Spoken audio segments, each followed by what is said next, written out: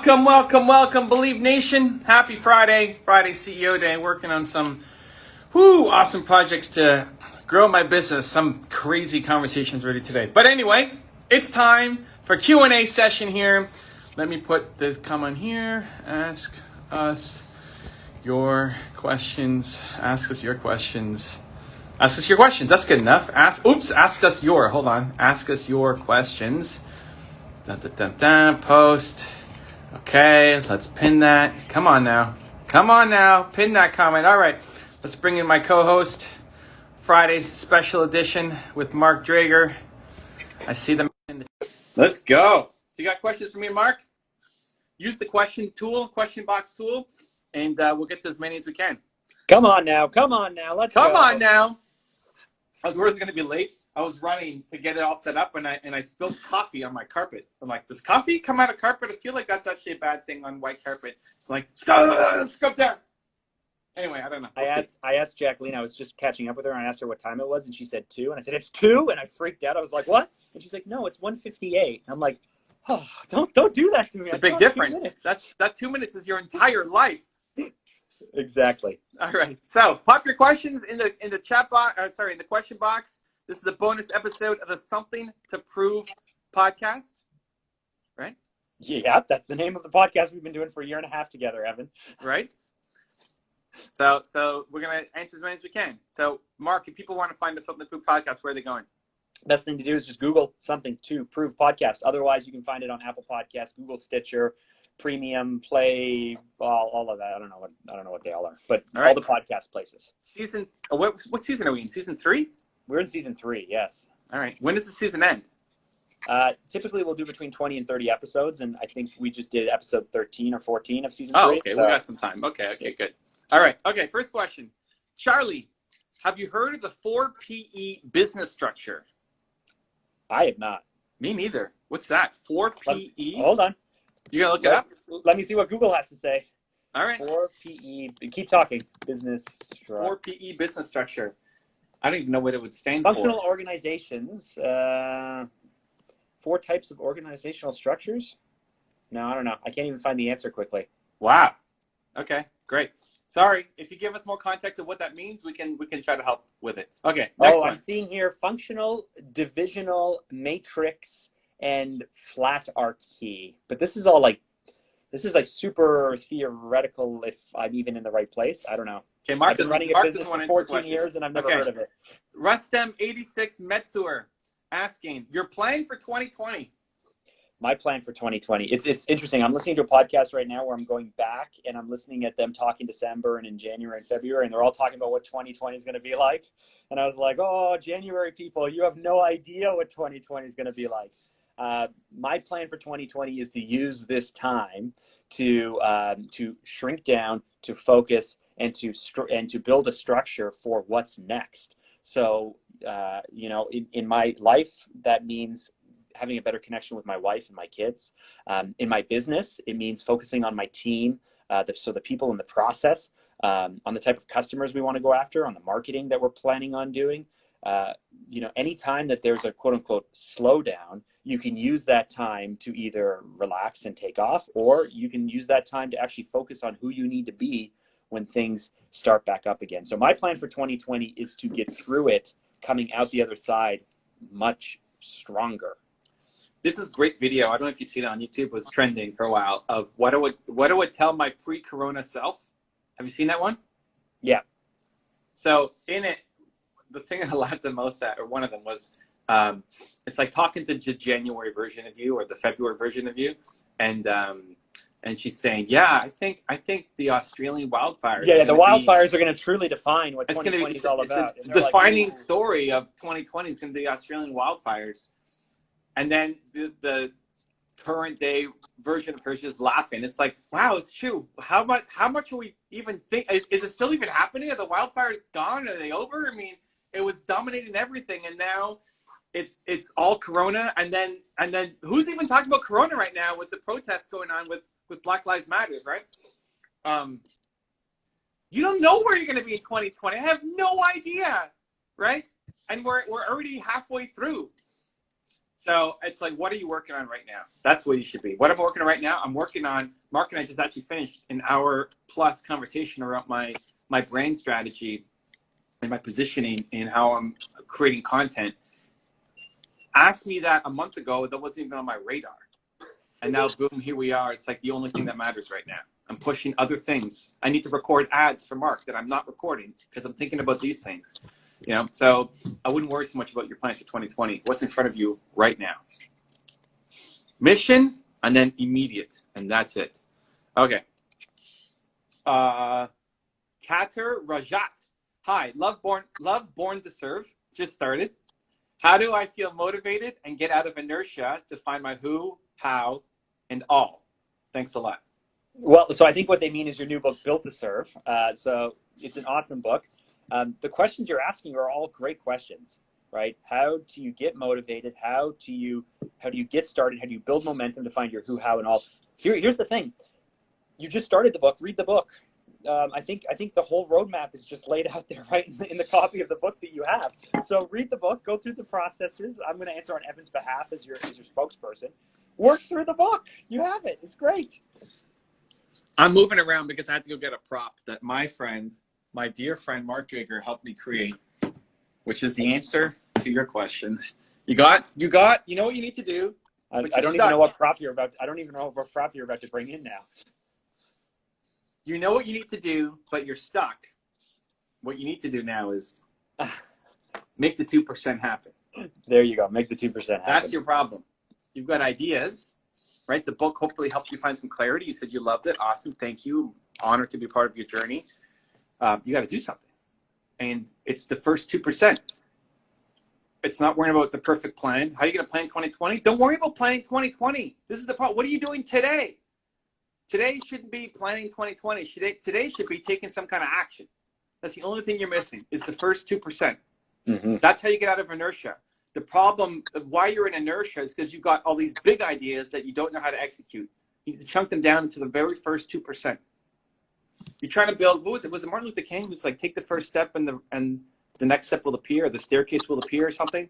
Was that, am I making that up? Was that MLK? Anyway, it's a great quote. Like, and I just kind of destroyed it. But like, take the first step and the staircase will appear. That's what you need to do. You're trying to figure out the entire staircase when everything will change in 2 weeks anyway.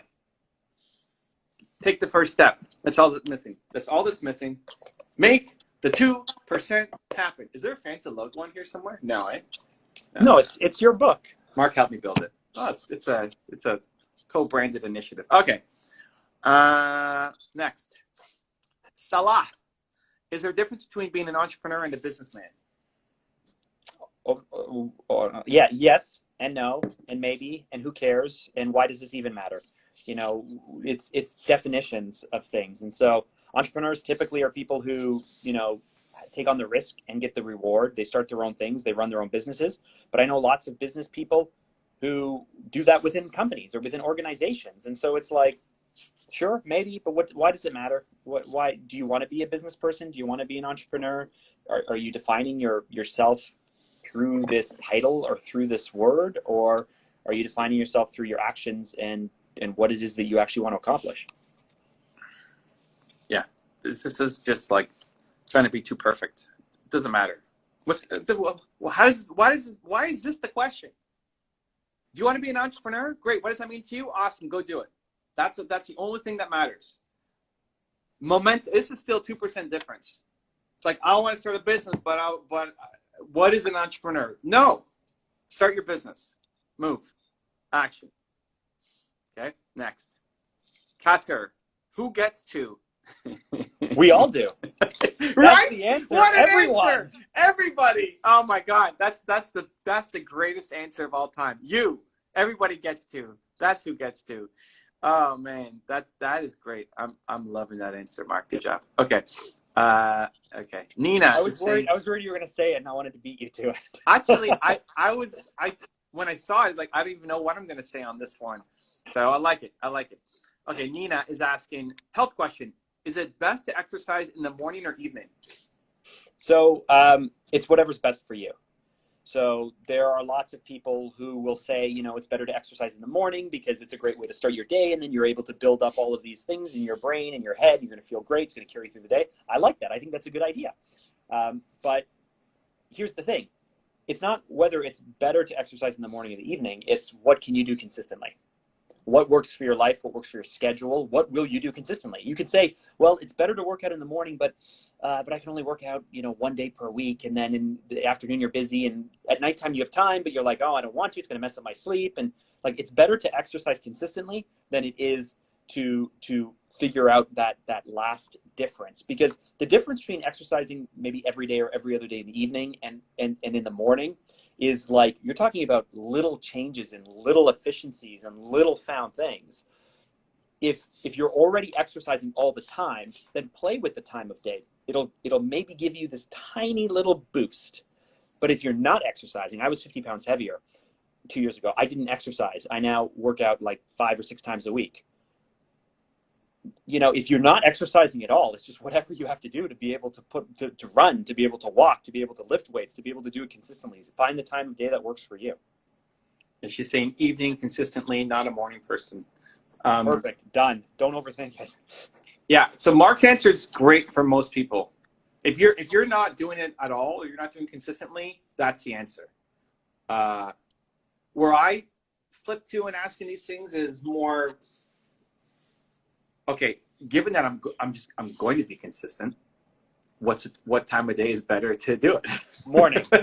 If you're going to be consistent, morning is the great way to be able to start your day, carry that energy through the day. No, you and can. I think science even backs up that it's no, dude. No, science doesn't. It's a personality thing. Like there's my shoot. I wish I had it with me when I went to do my sleep test. My something is higher at night. That allows me to actually, my morning workout stuck for my body. Maybe for mindset, like going outside and doing something or getting a walk helps with your mindset maybe, which I love going outside. But in terms of actually getting a good workout in, I gotta go find that thing. It's better for me at night. Like 6 o'clock is where I peak something, which actually makes my workouts better. So that's better for me if I'm assuming I'm going to be consistent. It doesn't matter if 6 o'clock is the ideal time for you if you're never doing it, right? So Mark's answer for most people, and for the ones who are consistent, then figure out where you're actually getting the best results. You can do a test that will show you. I just forget what it's called. Chronotypes? It's related to chronotypes. Chronotypes is like bear, wolf, dolphin, and something. Oh, I forget what it is. The sleep doctor guy. Bears like sleep up. Bears are most people. Bears, actually I use this for my work. Like morning, I'm doing more thinking, more introverted stuff. And in the afternoons is more creative stuff. And that seems to be helping. Wolves are the ones that stay up really late and then wake up late, right? Like a wolf who is trying to get up at 5 a.m. is screwing themselves over just because some people wake up at 5, don't assume that that's going to be you, right? Like if you work better at late night, great. It's not about when you wake up. It's about what you're doing while you're awake. If you're staying up till 4 a.m. watching Netflix for 8 hours, then that's a problem. If you're working on your business and building the life you want, that's fantastic. Then go sleep in. Lions are the morning people. And then there's, I think dolphin is the other one where you're like you're like constantly being woken up. I've never yes, I'm a wolf. Ah, there we go. Right. I don't know all of the, I dabble in this stuff, so I don't have all the Never even heard of this before. What is this thing? Chronotype? Chronotypes? The sleep doctor. I forget his name. I want to see his dog. Look it up. I think it's dolphin, lion, wolf, and bear. Okay, I'll look it up. Yeah, all right. Dolphin, lion, wolf, and bear. Dolphins are like the insomniacs, and it's like 10% of people. Wolf and lion are more the go-getters, and bear is most people. Like 50% of people are bear or something. Cool. Anyway. All right, next. Antonio, let's go. I love it. He changed his name because of our IG Live. How have both of your businesses changed since Black Lives Matter protests started? My business isn't affected by this in any way. I mean, we run a marketing agency. We work with really low volume. So like we work with a handful of customers consistently, and none of our customers, like our metal manufacturing company that helps retailers build better stores. This isn't a topic that has come across their feed or their desk on the corporate side. So my business hasn't been positively or negatively affected by it. It's something that everyone is obviously aware of and is speaking about, and hopefully that there's enough of a spotlight shined on this.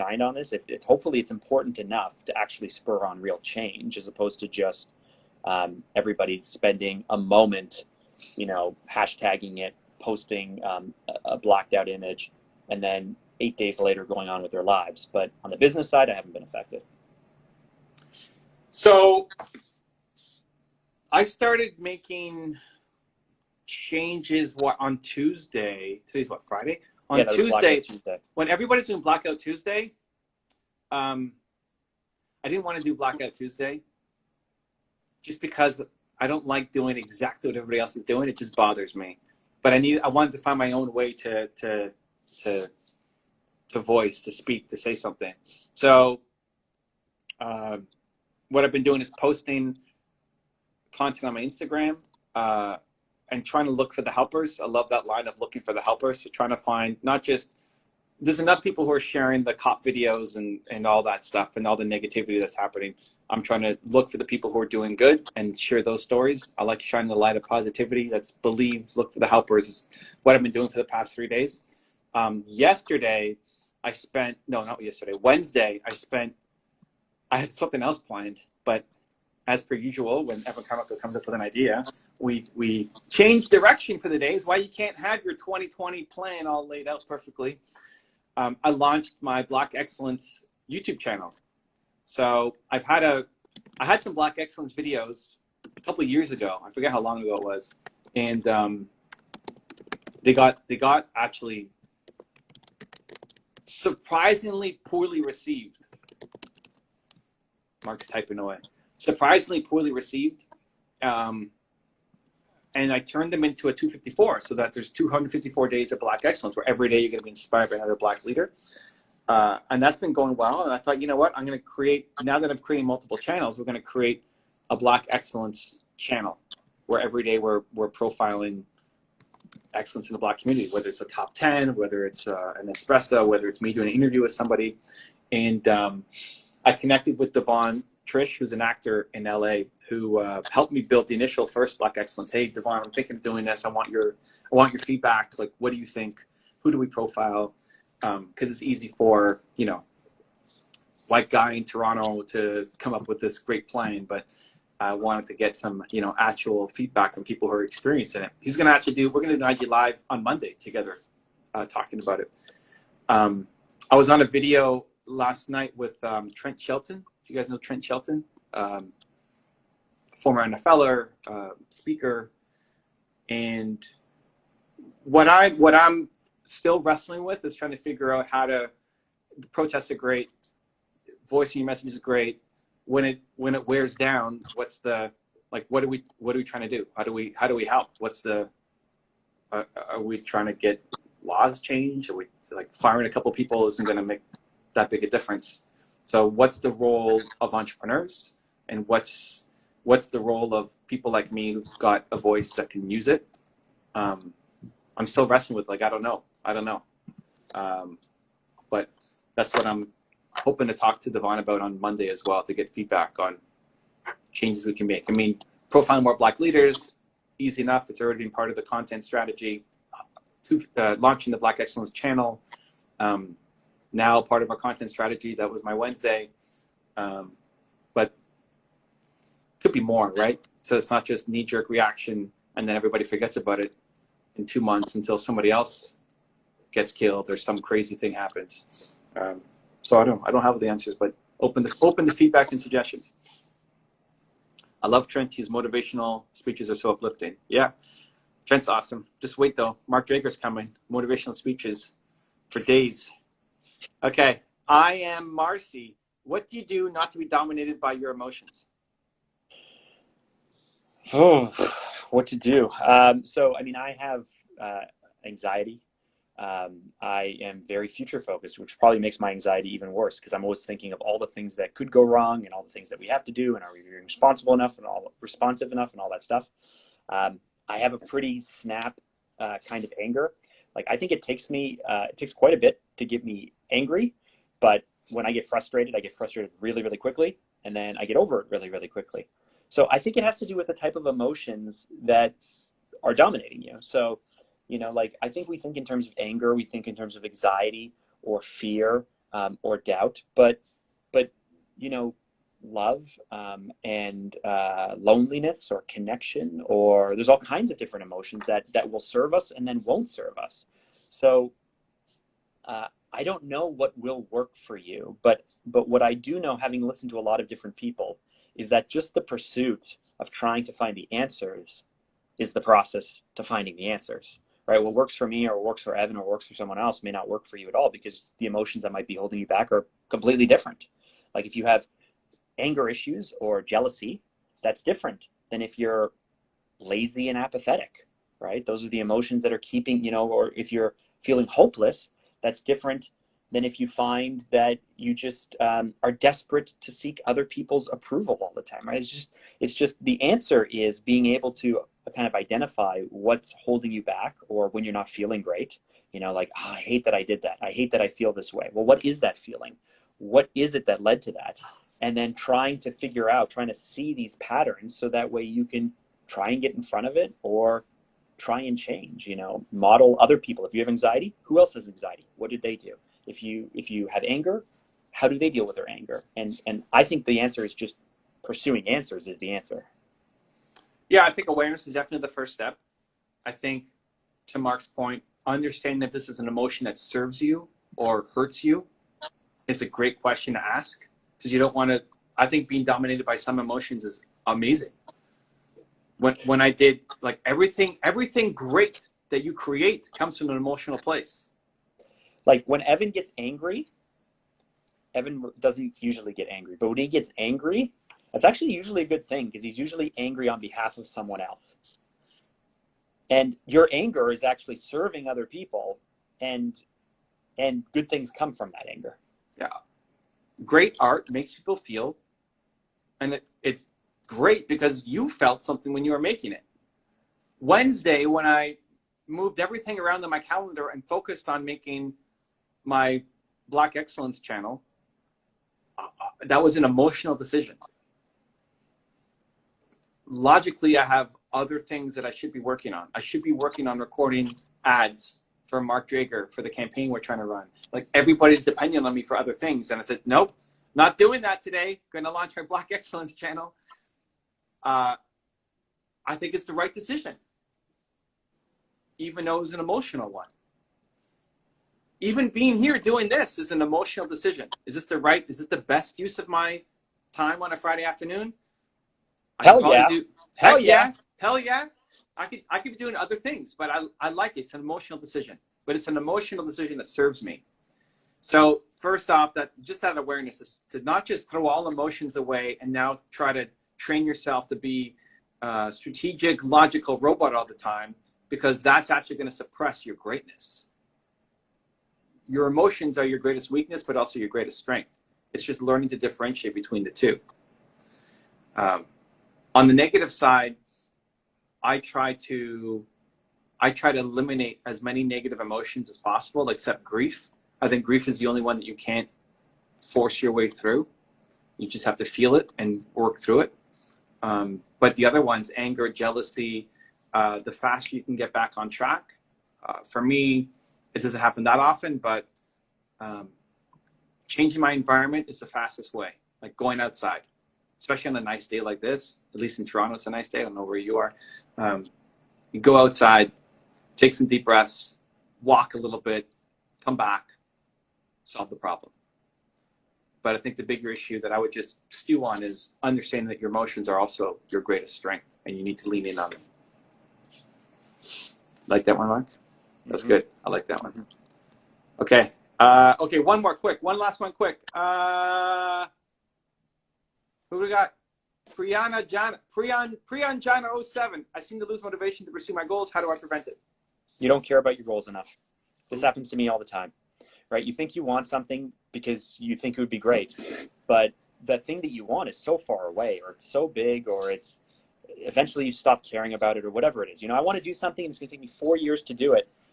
Well, a year into this, it's just too far away. It's still 3 years away. I just don't care this much about it. Like, I care more about other things. So if you don't have motivation to pursue your goals, you don't care about your goals enough. And it sounds harsh, because you're going to get defensive. You're going to say, no, I really do want that thing. Well, but if you really did want it, you would wake up most days wanting to do it. You might have a bad day. You would spend but instead you're losing motivation because you just don't want it that badly. Well, you glitched out for a second there. Yeah, someone tried to call me. Oh, that's what happens when you have a phone number, guys. Yes. I agree with Mark. I think that's most of the cases. The other side is you're actually just deeply afraid of it, and you found all sorts of roadblocks for why you can't do it. Logical reasons that you believe because you're a smart person, so you come up with smart reasons why you can't do it. But really deep down, you're afraid. So you either actually don't want to do it. It's just something that you thought you wanted, or you used to want, or your parents want, or your friends want, but you don't deep down actually want it badly enough. Or you're just so deeply afraid of it that it's paralyzing you, and you found reasons why you can't do it, where you have to really address the fear. So if you don't want to do it deep down, go find something else that you love. If you do want to do it deep down, you got to jump through the fear and recognize that you're just afraid. We lost Mark again. Look at this. Mark Drager just cutting out for days on this show. Doesn't matter. For days. For days. I'm here. We carried it. We did it, matters fam. most. Go watch the Something to Prove podcast. I guess you can't watch it. Go listen to it. Listen, yeah. Go listen to it. Mark and I do an episode every week. That's a long form of us addressing different topics, entrepreneur related. And then we also have this bonus episode if you want to listen to the other versions of our Q&As. Appreciate you guys. Happy Friday. Final words from Mark Drager. Make it happen. Ooh, I don't know. right. It's the only thing that came to my mind. Make it happen. It's Friday. We got time. Let's go. Let's go. Thanks, guys.